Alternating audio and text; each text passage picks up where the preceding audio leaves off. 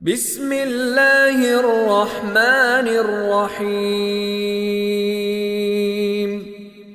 ألهاكم التكاثر حتى زرتم المقابر كلا سوف تعلمون ثم كلا سوف تعلمون كلا لو تعلمون علم اليقين لترون الجحيم ثم لترونها عين اليقين ثم لتسألن يومئذ عن النعيم